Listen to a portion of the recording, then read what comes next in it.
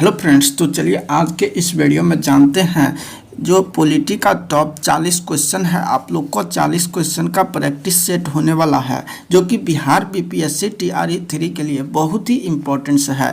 दोस्तों, जैसे कि जानते हैं कि आप लोग की परीक्षा बहुत ही कम समय बचा है और इन परीक्षाओं में जो है आप अपने स्कोर को बेहतर से बेहतर कैसे करें, तो दोस्त इसके लिए आप लोग को प्रैक्टिस सेट लगाना जरूरी है। तो उसी प्रैक्टिस सेट में मैं आप लोगों को जो रुक्मणी प्रकाशन है उसमें पॉलिटी का टेस्ट नंबर 2 का जो है 40 क्वेश्चन आप सबों को देने वाला हूं। दोस्त, आप लोग अंत में जरूर बताइएगा कि आप लोग जो है इन 40 में से कुल कितने क्वेश्चन कर पाए हैं, और मैं भी आप लोग को अंत में बताऊंगा कि आप लोग जो है इतना अगर कर ले रहे हैं तो आप लोग बिल्कुल शानदार कर रहे हैं। तो चलिए वीडियो को शुरुआत करते हैं एकदम बेहतरीन तरीके से। आप लोग को इसमें सभी का आंसर आप लोग अंत में जरूर बताना। देखिए, आप लोग पहला क्वेश्चन देखिए कि कहता है कि किसने कहा कि राजनीति कानूनी तौर पर यह स्पष्ट करती है कि हमें क्या करना चाहिए और क्या नहीं। यह कथन दिया हुआ है और यह किसके द्वारा कहा गया है।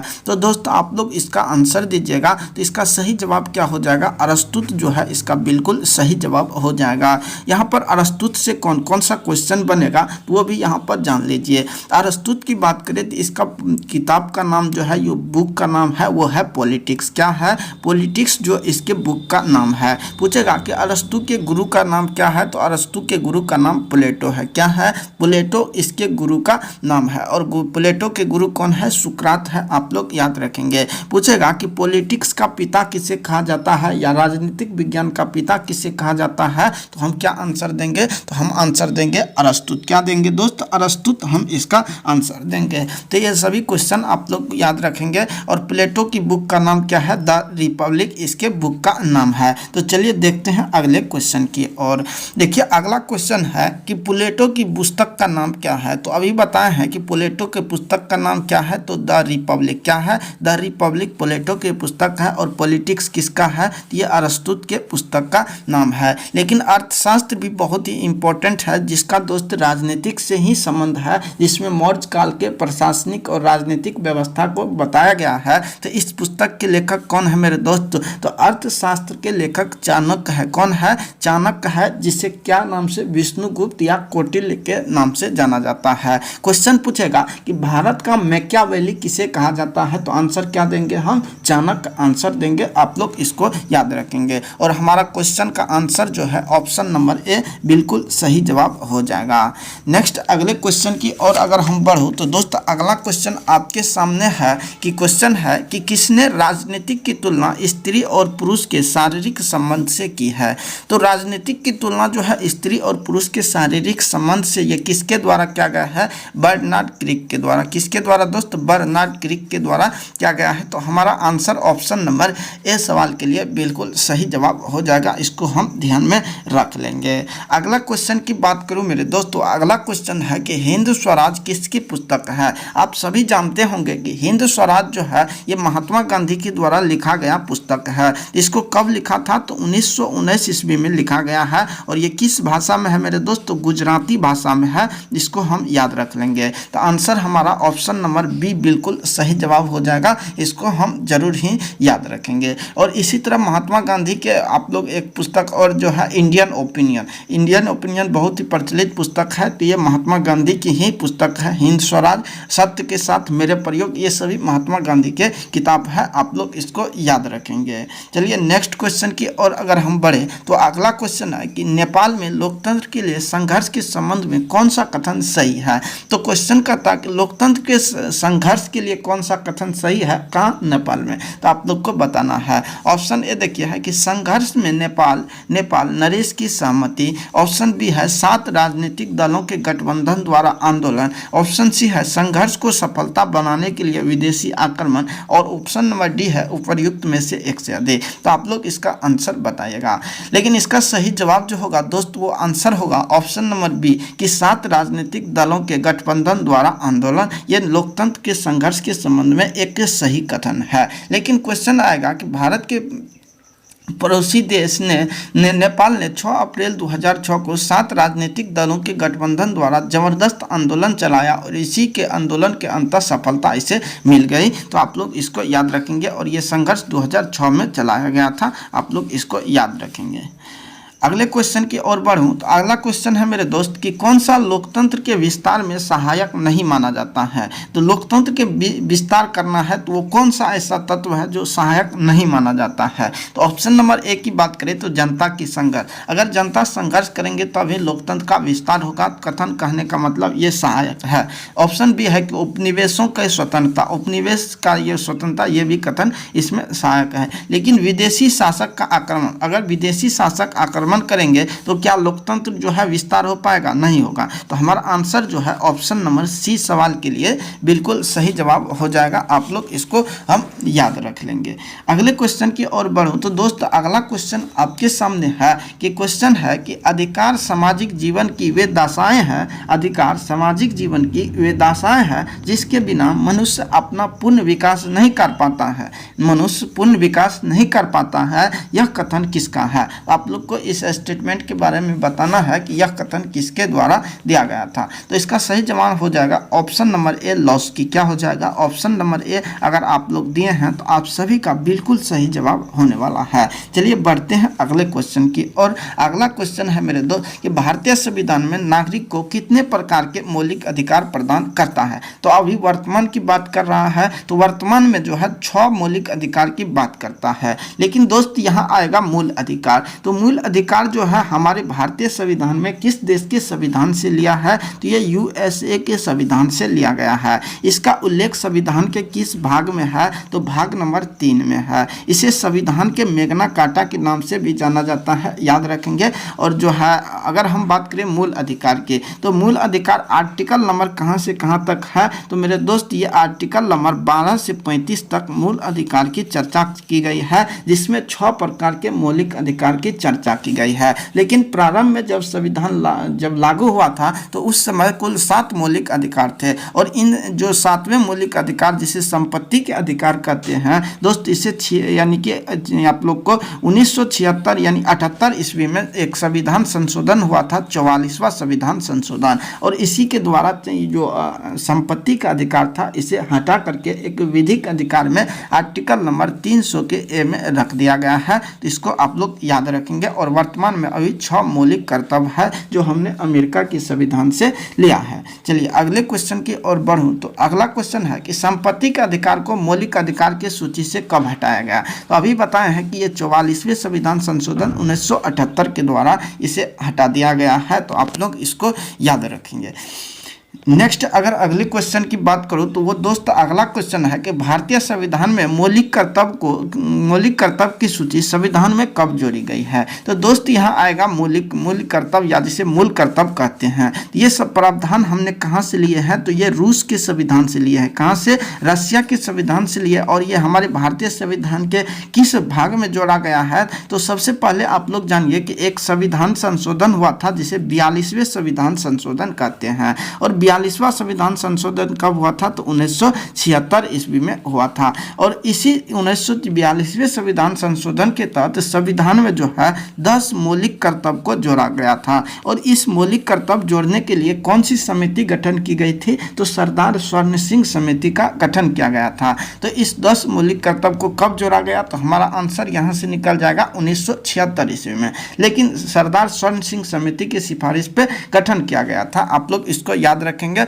मौलिक कर्तव्य का उल्लेख किस भाग में है? तो संविधान के भाग नंबर 4 के क में या ए लिखा रहेगा, आप लोग को वो लगाना है। और किस अनुच्छेद में है? तो आर्टिकल नंबर 51 का ए में है। कहाँ है? 51 का ए या क आप लोग को याद रखना है। तो हमारा आंसर ऑप्शन नंबर ए जो है बिल्कुल सही जवाब होगा, याद रखेंगे।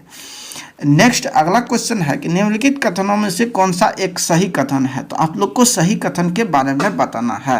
तो ये ऑप्शन नंबर ए की अगर बात करूं तो दोस्त ऑप्शन नंबर ए कहता है कि वर्ष 1946 में प्रांतीय सभा द्वारा भारत की संविधान सभा चुनी गई थी। तो क्या ये बात आप लोग को सही लग रहा है? तो बिल्कुल सही जवाब है कि 1946 में प्रांतीय सभा के द्वारा जो है क्या किया गया था? तो संविधान सभा को चुनी गई। लेकिन यहाँ बात आता है संविधान सभा की। तो दोस्त संविधान विधानसभा जो है हमारा आंसर तो ऑप्शन नंबर ए ही हो गया है। क्या हो गया है? ऑप्शन नंबर ए ही हो गया है। तो संविधान सभा की बात आती है तो दोस्त इसका गठन कब होता है? तो संविधान सभा का गठन होता है 6 दिसंबर। कब होता है? 6 दिसंबर 1900 कब होता है? 6 दिसंबर 1946 को होता है। कब? 6 दिसंबर 1946 को। और इसकी प्रथम बैठक होती है 9 दिसंबर 1946 को। और इसी दिन संविधान सभा के अस्थायी अध्यक्ष डॉक्टर सचिदानंद सिन्हा को बनाया जाता है। लेकिन अगली जो बैठक होती है 9-11 दिसंबर को। कब होती है? 11 दिसंबर को। और इस दिन डॉक्टर राजेंद्र प्रसाद को संविधान सभा का अस्थायी अध्यक्ष चुना जाता है। तो आप लोग इसको भी याद रखेंगे। तो हमारा आंसर हो जाएगा ऑप्शन नंबर ए, सवाल के लिए बिल्कुल सही जवाब हो जाएगा। नेक्स्ट अगर हम बात करें दोस्तों, अगला क्वेश्चन है कि संविधान सभा में संघीय संविधान समिति के अध्यक्ष कौन था? तो संविधान सभा के लिए कई समिति गठन किया गया था, तो उसमें से एक संघीय यानी कि संघ संविधान समिति था। तो संविधान सभा के लिए 8 बड़ी और 13 छोटी छोटी समिति गठन किया गया था। तो जिसमें संघ संविधान समिति के जो अध्यक्ष थे वो कौन थे? तो वो जवाहरलाल नेहरू थे। कौन थे मेरे दोस्त? जवाहरलाल नेहरू थे। हमारा आंसर ऑप्शन नंबर सी हो जाएगा। लेकिन यहाँ इतना से काम नहीं चलेगा और आप लोग को कुछ समिति में आप लोग को बोलता हूँ, ध्यान में रखना है। जैसे पूछेगा कि संघीय संविधान समिति कौन था? तो ये था पंडित जवाहरलाल नेहरू। संघीय शक्ति समिति कौन था? तो वो भी पंडित जवाहरलाल नेहरू था। अगर पूछेगा कि प्रारूप समिति के हेड कौन था? तो वो डॉक्टर भीमराव अंबेडकर था। इसी तरह पूछेगा कि झंडा समिति के अध्यक्ष कौन था? तो वो झंडा समिति के अध्यक्ष जेबी कृपलानी था। कौन था मेरे दोस्त? जेबी कृपलानी था। और इसी तरह मौलिक अधिकार उप समिति कौन था? जेबी कृपलानी था। और जो है उद्देश्य प्रस्ताव समिति के हेड कौन था या अध्यक्ष? तो वो जवाहरलाल नेहरू था। यानी कि प्रांतीय संविधान समिति के अध्यक्ष कौन थे? तो प्रांत से जो संविधान समिति के अध्यक्ष थे वो सरदार वल्लभ भाई पटेल थे। आप लोग याद रखेंगे, ये सभी समिति इंपॉर्टेंस है परीक्षा के लिए। अगर क्वेश्चन की बात करूं, अगला क्वेश्चन है भारत के संविधान के किस अनुसूची में विभिन्न राज्यों के अनुसूचित क्षेत्रों के प्रशासन और नियंत्रण संबंधित विशेष उपबंध है? तो ये कौन सी अनुसूची में है? तो अनुसूची की बात करूं तो भारतीय संविधान में कुल मेरे दोस्त 12 अनुसूची है। 12 अनुसूची में से लेकिन प्रारंभ संविधान में कुल 8 अनुसूची थी। और ये सभी 4 अनुसूची को संविधान संशोधन के द्वारा जोड़ा जाता है, जिसमें 9वीं अनुसूची को जो है मेरे दोस्त पहली ही संविधान संशोधन 1951 के द्वारा जोड़ा जाता है, जिसमें भूमि सुधार से संबंधित है। 10वीं अनुसूची को जोड़ा जाता है, 52वां संविधान संशोधन होता है 1985 में। और इसी 1985 के द्वारा 10वीं अनुसूची को जोड़ा जाता है। 11वीं अनुसूची आप लोग जानते होंगे कि 73वें और 74वें संविधान संशोधन के तहत 11वीं और 12वीं अनुसूची को जोड़ा जाता है। तो वर्तमान में 12 वो अनुसूची है, आप लोग इसको याद रखेंगे। और हमारा आंसर जो होगा अनुसूचित क्षेत्र के प्रशासन और नियंत्रण, वो संविधान की 5वीं अनुसूची में उल्लेख है। 8वीं अनुसूची में किसका उल्लेख है? तो 8वीं अनुसूची में संविधान द्वारा मान्यता प्राप्त 22 भाषाओं का उल्लेख 8वीं अनुसूची में है। 7वीं अनुसूची याद करेंगे कि इसमें शक्तियों का विभाजन है, संघ सूची, राज्य सूची, समवर्ती सूची। 6ठी अनुसूची में असम, त्रिपुरा, मेघालय, मिजोरम के प्रशासन क्षेत्र के बारे में उल्लेख है। 5वीं अनुसूची यहाँ पर जान गए हैं। 4थी अनुसूची में दिया हुआ है राज्यसभा में किस राज्य में कितने सीट होगा उसके बारे में दिया हुआ है। 3री में शपथ है, 2रा में वेतन है, पहला में संघ राज्य और उनके बीच संबंध दिया हुआ है। हम इसको याद रखेंगे। चलिए बढ़ते हैं अगले क्वेश्चन की और अगला क्वेश्चन है मेरे दोस्त के निम्नलिखित में से कौन सा एक भारत की संचित निधि पर भारित नहीं है? अगर संचित निधि की बात करूं ना मेरे दोस्त, तो संचित निधि पर भारित नहीं है तो वो कौन सा है? तो आर्टिकल नंबर, हमारे संविधान के आर्टिकल नंबर 266 है। 266 में उल्लेख किया गया है संचित निधि का। संचित निधि वो निधि होता है मेरे दोस्त जिसमें सरकार के जितने भी पैसे आते हैं या किसी बाहरी स्रोत से या किसी लोन लेते हैं तो वो सभी संचित निधि में जमा होता है। उस संचित निधि के जमा होने के बाद एक विधेयक के द्वारा जो है विनियोग विधेयक होता है, उसके द्वारा उस संचित निधि से सरकार पैसा निकालते हैं। तो ये संचित निधि से किस किस के लिए खर्च होता है? तो राष्ट्रपति, उपराष्ट्रपति, राज्यपाल के वेतन कहाँ से दिए जाते हैं? संचित निधि से दिए जाते हैं। उच्चतम न्यायालय और उच्च न्यायालय न्यायालय के मुख्य न्यायाधीश का वेतन संचित निधि से दिए जाते हैं। लोकसभा के अध्यक्ष और उपाध्यक्ष का जो वेतन होता है वो संचित निधि से दिए जाते हैं। निर्वाचन आयुक्त और अन्य नियंत्रक एवं महालेखा परीक्षक का वेतन संचित निधि से दिए जाते हैं। तो अब इसमें आप लोग आंसर खोजिए कि किसका संचित निधि पर भारित नहीं है। यहाँ राष्ट्रपति का वेतन भी संचित निधि से देता है, महान न्यायवादी का वेतन ये महान न्यायवादी नहीं देता है। तो हमारा आंसर ऑप्शन नंबर बी ही हो जाएगा, क्योंकि उच्चतम न्यायालय के न्यायाधीश का वेतन भारित है लेकिन महान न्यायवादी के वेतन संचित निधि से नहीं दिए जाते हैं। तो हमारा आंसर ऑप्शन नंबर बी सवाल के लिए बिल्कुल सही हो जाएगा। अगले क्वेश्चन की बात करूं दोस्त, बिल्कुल शानदार और बेहतरीन क्वेश्चन है। वो क्वेश्चन है कि आप लोग सूची 1 और सूची 2 को मिलान करना है। इसमें अगर आप कुछ भी नहीं जानते और बहुत कुछ जानते हैं तो अब भी आप इस सवाल को बना सकते हैं। दोस्त कैसे, आप लोग भी जानते हैं कि संविधान के भाग नंबर 2 है जिसमें नागरिकता संबंधी उल्लेख का प्रावधान किया गया है और नागरिकता के लिए अनुच्छेद 5 से 11 तक उल्लेख किया गया है। तो आप लोग यहाँ देखिए अनुच्छेद नंबर 5 लिखा हुआ है और 5 का संबंध किससे जाता है, 4 से। कहने का मतलब जो बी का आंसर होगा हमेशा वो 4 में होगा। तो आप लोग यहाँ खोजिए कि बी में कहाँ आंसर 4 में मिलता है। तो यहाँ बी का आंसर केवल ऑप्शन नंबर सी में ही 4 ऑप्शन मिलता है। तो हमारा आंसर ऑप्शन नंबर सी हो जाएगा। लेकिन अब यहाँ से आप लोग सभी क्वेश्चन को मिला के बना सकते हैं। ऑप्शन नंबर ए का जो है मिलान किससे होगा, 3 से। तो ए में लिखा हुआ है आर्टिकल नंबर 124। 124 में किसका उल्लेख है, संघीय न्यायपालिका का उल्लेख है। तो ए का क्या हो जाएगा, सी हो जाएगा। इसका क्या हो जाएगा, नागरिकता हो जाएगा। 252 में किसका, राष्ट्रीय आपात यानी कि आपात उपबंध है यानी कि आकस्मिक में चल जाएगा। और 245 विधायी यानी कि शक्ति। हमारा आंसर ऑप्शन नंबर सी सवाल के लिए बिल्कुल सही जवाब हो जाएगा।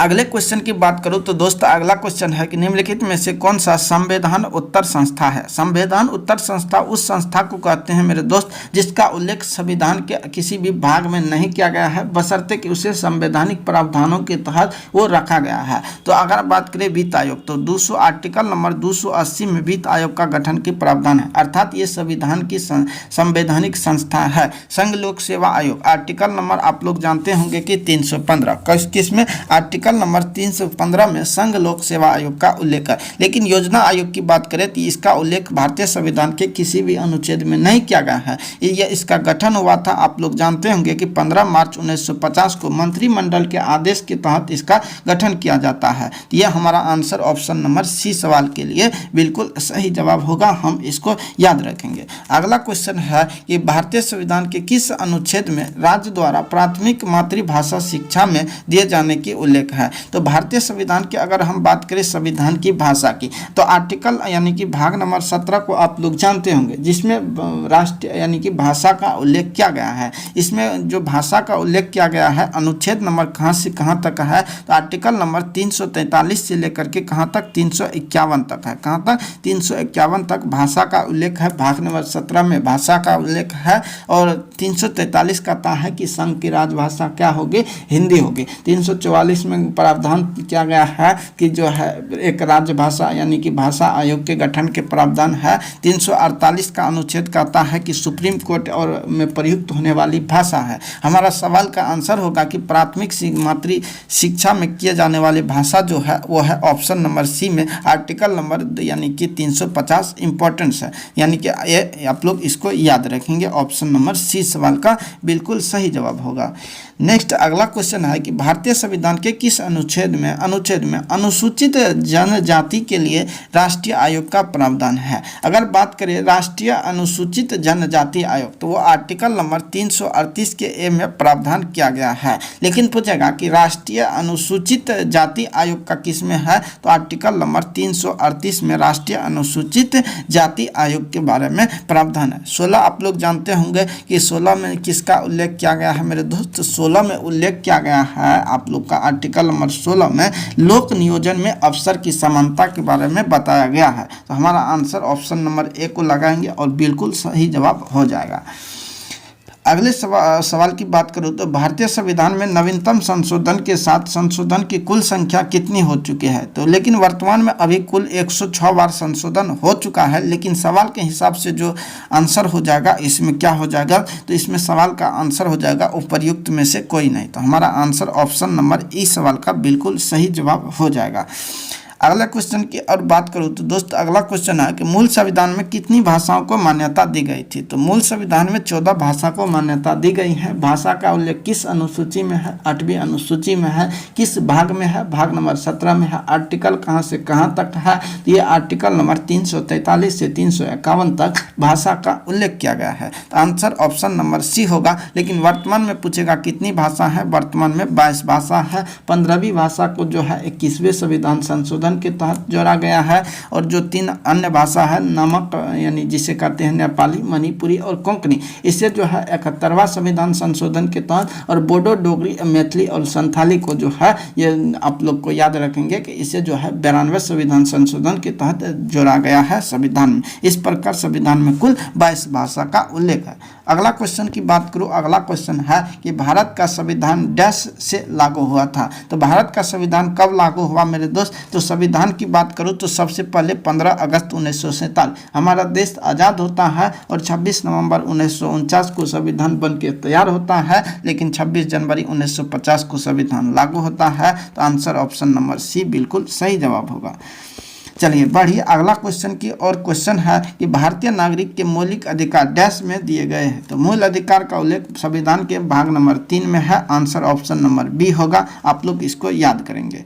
अगला क्वेश्चन देखिए, क्वेश्चन है कि निम्नलिखित में से कौन राष्ट्रपति लगातार 2 कार्यकाल के दौरान पद पर रहे थे? ऐसा कौन सा राष्ट्रपति है जो अपने कार्यकाल में लगातार 2 बार रहे थे? तो वो राष्ट्रपति है मेरे दोस्त राजेंद्र प्रसाद। कौन है? राजेंद्र प्रसाद 26 जनवरी 1950 को अपना कार्यभार संभालते हैं। और जो है प्रथम उपराष्ट्रपति कौन बने थे? तो वो डॉक्टर यानी कि एस राधाकृष्णन बने थे, और यही भारत के दूसरे राष्ट्रपति बने हैं। दूसरे क्रम के राष्ट्रपति पूछेगा सर्वपल्ली राधाकृष्णन बने हैं। लेकिन क्वेश्चन आएगा कि भारत के प्रथम मुस्लिम राष्ट्रपति कौन थे? तो वो तो डॉक्टर जाकिर हुसैन। इसको याद रखेंगे। हमारा आंसर ऑप्शन नंबर सी होगा।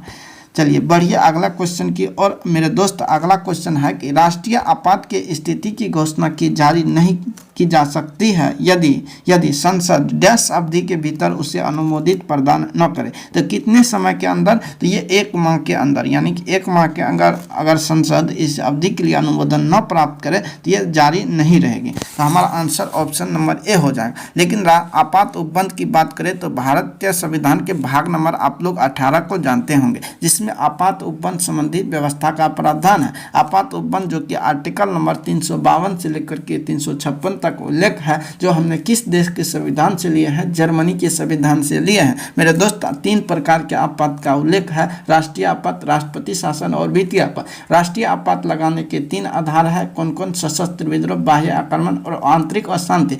जब देश के जो है संवैधानिक तंत्र, किसी राज्य के संवैधानिक तंत्र जब विफल हो जाता है तो उस स्थिति में राष्ट्रपति शासन लागू होता है। राष्ट्रपति शासन कई बार लागू हो चुका है, जिसमें 131 यानी कि इससे अधिक बार लग चुके हैं। लेकिन राष्ट्रीय आपात 3 बार लगा है। कौन का? तो भारत चीन युद्ध 1962 में, 71 में और 1975 में। वित्तीय आपात 1 बार भी नहीं लगा है। आर्टिकल नंबर 360 में वित्तीय आपात का उल्लेख है। हमारा आंसर ऑप्शन नंबर ए होगा, बिल्कुल सही जवाब। चलिए बढ़ते हैं अगले क्वेश्चन की और मेरे दोस्त अगला क्वेश्चन है कि संसद के दोनों सदनों में बैठक का सभापति कौन होता है? जब संसद के दोनों सदनों की संयुक्त बैठक की बात आएगी तो मेरे दोस्त आर्टिकल नंबर 108 को हम याद करेंगे। आर्टिकल नंबर 108 में संसद के दोनों सदनों की संयुक्त बैठक की व्यवस्था की गई है। संसद के दोनों सदनों की संयुक्त बैठक की अध्यक्षता कौन करता है? तो वो लोकसभा अध्यक्ष करता है। कौन करता है मेरे दोस्त? लोकसभा अध्यक्ष करता है। आप लोग इसको याद रखेंगे और हमारा आंसर क्या हो जाएगा? ऑप्शन नंबर सी सवाल का बिल्कुल सही जवाब हो जाएगा।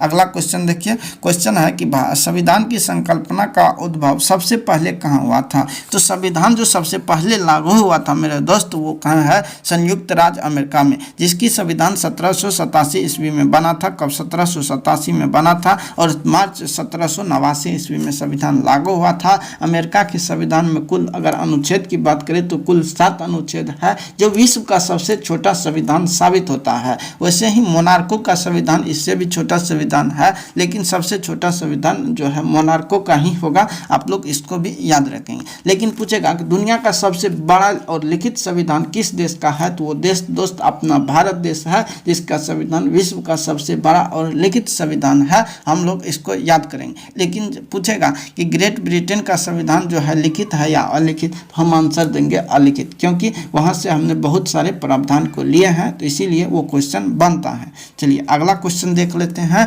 क्वेश्चन है मेरे दोस्त कि प्रथम अधिनियम जिसके अंतर्गत अपने अंतर विवाहित समूहों का सदस्य न होने वाले व्यक्ति के साथ विवाह की अनुमति प्रदान करने वाला अधिनियम जो था, वो अधिनियम था मेरे दोस्त आर्य समाज विवाह वैधता अधिनियम। कौन था? आर्य समाज विवाह वैधता अधिनियम। ऑप्शन नंबर ए सवाल का बिल्कुल सही जवाब होगा, हम इसको याद रखेंगे। अगला क्वेश्चन है मेरे दोस्त कि उच्चतम न्यायालय सुप्रीम सुप्रीम कोर्ट के बारे में यहाँ बताया गया है कि सुप्रीम कोर्ट के सेवानिवृत्त यानी कि न्यायाधीश का जो है सेवानिवृत्त यानी कि रिटायरमेंट आयु क्या है, तो सुप्रीम कोर्ट के लिए जो है आयु है वो 65 वर्ष है। लेकिन पूछेगा कि सुप्रीम कोर्ट के जो न्यायाधीश है इसकी नियुक्ति कौन करता है? राष्ट्रपति करता है। इसको पद से कैसे हटाया जाता है? जिस तरह राष्ट्रपति पर महाभियोग प्रक्रिया के द्वारा पद से हटाया जाता है, ठीक उसी प्रकार सुप्रीम कोर्ट के मुख्य न्यायाधीश को पद से हटाने की व्यवस्था की गई है। तो हमारा आंसर ऑप्शन नंबर ए होगा। आप लोग इसको याद रखेंगे। इसके वेतन कहाँ से दिए जाते हैं? तो भारत सरकार के संचित निधि से इसे सुप्रीम कोर्ट के मुख्य न्यायाधीश को वेतन दिए जाते हैं। ठीक उसी प्रकार मेरे दोस्त राज्य के जो न्यायाधीश होते हैं, राज्य की संचित निधि से उसे वेतन दिए जाते हैं। आप लोग इसको याद करेंगे। अगला क्वेश्चन आएगा कि राज्यसभा में मनोनीत सदस्य की संख्या। लेकिन क्वेश्चन पूछ लेगा कि राज्यसभा में अधिकतम सदस्य कितना है मेरे दोस्त? वो 250 सदस्य हो सकता है, लेकिन वर्तमान में है कितना? तो ये सदस्य 245 है। और ये 245 किस प्रकार है? तो ये 3 प्रकार से है। किस किस से? तो 225 सदस्य जो है आप लोग याद करेंगे। 225 सदस्य जो है राज्य के विधानसभा से यानी कि राज्य से चुन के आते हैं। और जो है 8 सदस्य की बात करूँ तो 8 सदस्य यानी कि केंद्र शासित प्रदेश से चुन के आते हैं और 12 सदस्य को राष्ट्रपति मनोनीत करते हैं। तो हमारा आंसर ऑप्शन नंबर बी सवाल का बिल्कुल सही जवाब हो जाएगा। अगले क्वेश्चन की बात करूं मेरे दोस्तों, वो क्वेश्चन है कि संयुक्त राष्ट्र राज्य महासभा द्वारा मानव अधिकार की विश्वव्यापी घोषणा कब की गई थी? तो संयुक्त राष्ट्र मानव अधिकार के द्वारा जो है विश्व यानी कि व्यापी घोषणा ये कब किया गया था? तो ये 10 दिसंबर 1948 को किया गया था। इसीलिए 10 दिसंबर को हम क्या मनाते हैं? मानव अधिकार दिवस मनाते हैं। आप लोग इसको याद रखेंगे। लेकिन एक आप लोग याद रखेंगे कि 1992 में एक अधिनियम आता है जिसके अंतर्गत राष्ट्रीय मानव अधिकार आयोग का गठन किया जाता है, जिसका प्रथम अध्यक्ष रंगनाथ मिश्रा को। लेकिन पूछेगा कि राष्ट्रीय मानव अधिकार आयोग का वर्तमान अध्यक्ष कौन है? तो आप लोग इसका आंसर कमेंट बॉक्स में बता दीजिएगा। चलिए अगला क्वेश्चन आप लोग के सामने है मेरे दोस्त कि निम्नोक्त मौलिक अधिकार में से किसे डॉक्टर भीमराव अंबेडकर ने संविधान के हृदय एवं आत्मा की संज्ञा दी है? आप लोग भी जानते होंगे कि संविधान के आर्टिकल नंबर 32 जिसे संवैधानिक उपचारों का अधिकार कहते हैं, इसे डॉक्टर भीमराव अंबेडकर के द्वारा संविधान की आत्मा कहा गया है। हमारा आंसर ऑप्शन नंबर बी होगा। लेकिन अगर बात करें डॉक्टर भीमराव अंबेडकर की, तो इसे भारतीय संविधान का जनक किसे कहा जाता है मेरे दोस्त? वो डॉक्टर भीमराव अंबेडकर को कहा जाता है। डॉक्टर भीमराव अंबेडकर की बात करूं तो इसे प्रारूप समिति के हेड थे। प्रारूप समिति में कुल कितने सदस्य थे मेरे दोस्त? 7 सदस्य थे और 29 अगस्त 1947 को प्रारूप समिति का गठन होता है। चलिए अगला क्वेश्चन देखते हैं। क्वेश्चन है मेरे दोस्त कि भारतीय संविधान के प्रारूप समिति के अध्यक्ष कौन थे? डॉक्टर भीमराव अंबेडकर। याद करेंगे। ऑप्शन नंबर ए सवाल का बिल्कुल सही जवाब हो जाएगा। चलिए अगला क्वेश्चन की बात करें तो अगला क्वेश्चन यहाँ से क्या बन सकता है मेरे दोस्त? तो चलिए अगला क्वेश्चन पे हम बात कर लेते हैं, वो सभी बता चुके हैं। अगला क्वेश्चन है कि संसद के दोनों सदनों के समक्ष वार्षिक वित्तीय विवरण का संविधान के किस अनुच्छेद में उल्लेख किया गया है? तो वार्षिक वित्तीय विवरण का उल्लेख की अगर बात करो तो मेरे दोस्त वो आर्टिकल नंबर 3 यानी कि 112 में किया गया है। तो हमारा आंसर ऑप्शन नंबर बी सवाल का बिल्कुल सही जवाब हो जाएगा, इसको हम याद रख लेंगे। चलिए अगला क्वेश्चन पर बात करते हैं। अगला क्वेश्चन है मेरे दोस्त कि सर्वोच्च संप्रभुता किसका अनिवार्य लक्षण है। तो सर्वोच्च संप्रभुता किसका अनिवार्य, तो राज का। ये सर्वोच्च संप्रभुता किस में निहित है, ये जनता में निहित है। किसमें मेरे दोस्त, जनता में निहित है। और यहाँ से एक कथन आता है अरस्तुत का, कि अरस्तुत कथन कहता है कि मनुष्य एक सामाजिक प्राणी है, तो वो किस में है, तो इसी में उल्लेख किया गया है। आप लोग याद रखेंगे, आंसर हमारा ए बिल्कुल सही जवाब हो जाएगा। अगला क्वेश्चन की बात करो तो किसी राज्य के विधानसभा में, तो विधानसभा की बात करो तो मेरे दोस्त तो किसी राज्य के विधानसभा में अधिकतम कितने, तो अधिकतम 500 सीट होते हैं, लेकिन न्यूनतम पूछेगा तो न्यूनतम 60 सीट हो सकते हैं। इसके कुछ अपवाद भी है। तो सबसे अधिक विधानसभा सीट कहाँ है, तो 403 यूपी में है। सबसे अधिक राज्यसभा सीट कहाँ है, तो वो भी यूपी में है। यानी कि अगर विधानसभा, विधान परिषद, लोकसभा, राज्यसभा किसी में अगर पूछेगा कि सबसे अधिक कहाँ है, तो वो यूपी आप लोग लगा दीजिएगा। आंसर ऑप्शन नंबर सी जो है बिल्कुल सही जवाब हो जाएगा। अगले क्वेश्चन की बात करूँ दोस्त, अगला क्वेश्चन है कि प्रजातीय भेदभाव, प्रजातीय भेदभाव किसका उल्लंघन है। तो प्रजातीय भेदभाव किसका उल्लंघन है, ये स्वतंत्रता सिद्धांत का है, विधि का सिद्धांत का है, या सामाजिक समानता और न्याय के सिद्धांत का है। तो आंसर हमारा ऑप्शन नंबर सी हो जाएगा, सामाजिक समानता एवं सामाजिक न्याय। तो ऑप्शन नंबर सी को लगाएंगे, आप लोग लगाए हैं, बिल्कुल सही जवाब लगाए हैं। अगले क्वेश्चन की बात करूं मेरे दोस्त, अगला क्वेश्चन है कि भारत में प्रथम आम चुनाव कब प्रारंभ हुआ था। तो आम चुनाव जो प्रारंभ हुआ था मेरे दोस्त ये 1951 में प्रारंभ हुआ था। समाप्त कब हुआ था, तो 1952 में समाप्त हुआ था। तो हमारा आंसर कब हो जाएगा, तो ऑप्शन नंबर यानी कि ए और सी यानी कि उपर्युक्त में से एक से अधिक। तो आंसर क्या हो जाएगा, लेकिन प्रथम आम सभा यानी कि चुनाव होने के बाद पहली बार सब यानी कि बैठक कब हुआ था, तो ये बैठक जो पहली बार किया गया था मेरे दोस्त, ये कब किया गया था, तो 13 मई 1952 को पहली बार संसद अधिवेशन प्रारंभ हुआ था। अभी जो कौन सी लोकसभा चल रही है, 17वीं लोकसभा चल रही है। अब अगली जो चुनाव होने वाली है वो 18वीं लोकसभा चुनाव के लिए चुनाव होने वाली है। हमारा आंसर ऑप्शन नंबर 47 का डी हो जाएगा, याद रखेंगे। अगला क्वेश्चन है मेरे दोस्त कि किस देश को सामाजिक विभेद के कारण विखंडन का सामना करना पड़ा था। ऑप्शन नंबर सी होगा यूगोस्लाविया। आप लोग लगाए हैं, बिल्कुल सही जवाब है। अगले क्वेश्चन की बात करूं मेरे दोस्त, वो अगला क्वेश्चन है कि निम्नलिखित में से कौन सा बयान गलत है। आप लोग को गलत बयान के बारे में बताना है। तो गलत बयान कौन सा है, क्या लोकतंत्र में सामाजिक विभेद का राजनीतिक व अवश्य प्रभाव पड़ता है। तो ये आप लोग को क्या पड़ता है, तो बिल्कुल पड़ता है, तो ये सही है। क्या लोकतंत्र सामाजिक विभेद के आधार पर देश को विखंडित करने में सहायता करता है, नहीं। आप लोग का आंसर क्या हो जाएगा, ऑप्शन नंबर ये कथन क्या है, गलत है। तो ऑप्शन नंबर बी सवाल का बिल्कुल सही जवाब हो जाएगा। अगले क्वेश्चन की बात करूं मेरे दोस्त, तो ये लास्ट क्वेश्चन है कि सांप्रदायिकता का अर्थ क्या होता है। सांप्रदायिकता का अर्थ होता है अपने धर्मों को सभी धर्म से सर्वश्रेष्ठ समझना। तो आंसर ऑप्शन नंबर बी होगा 150 का। आप लोग क्या लगाए हैं वो कमेंट बॉक्स में जरूर बताइएगा। तो आंसर हमारा बी हो जाएगा। तो दोस्त ये रहा आपके सामने 40 बेहतरीन क्वेश्चन। कैसा रहा कमेंट बॉक्स में ये भी बताना, और आप लोग कुल कितने स्कोर कर पाए हैं ये भी आप लोग जरूर बताना। तो दोस्त ठीक है, थैंक यू, जय हिंद।